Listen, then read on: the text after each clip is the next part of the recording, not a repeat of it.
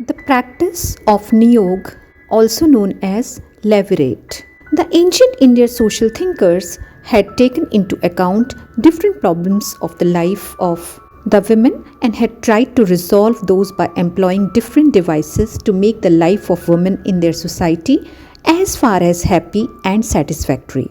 Accordingly, they had resolved the problem to satisfy the natural desire of a childless widow or a married woman whose husband was sterile to have a son by introducing the practice of Niyoga in their society. According to that practice of Niyoga, a childless widow or a wife of a sterile husband was permitted to beget a son from other person than her own husband in the ancient Indian society. The information about the practice of Niyoga practiced in the ancient Indian society is not available up to the period of Rig Veda, as the written records of the earlier periods of ancient Indian history are not available.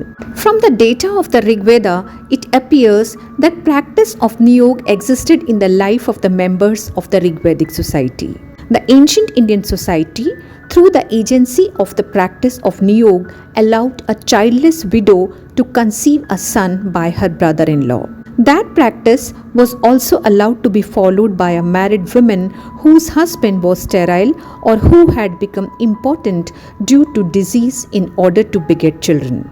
Such a person who was struck by that misfortune was permitted by the ancient Indian lawgivers to have progeny by appointing his close relative, mostly his brother, to produce offspring on his behalf. The practice of Niyoga was also sanctioned by the early Hindu law books.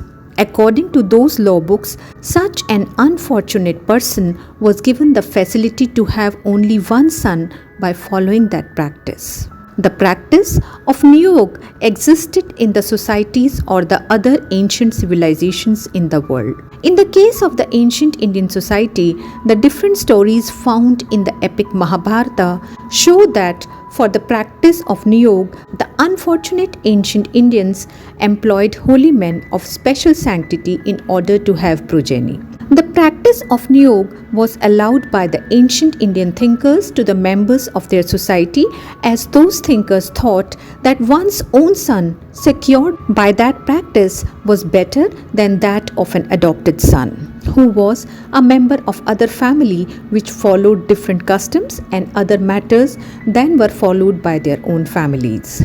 Those thinkers also felt that the adoption of a son belonging to some other family will generally create property complications. Though the practice of Niyoga was a sensible device which was intended to do good to the unfortunate persons of the ancient Indian society, it was not largely advocated by the ancient Indian lawgivers after 600 AD. That was because it was not sensibly followed by the persons who had the weakness of flesh and who were of lesser virtue. As a result, that practice gradually disappeared from the ancient Indian way of life. If you want to know about any other topic from ancient Indian history or Indian history, please leave it in the comment box so that I can come back with it.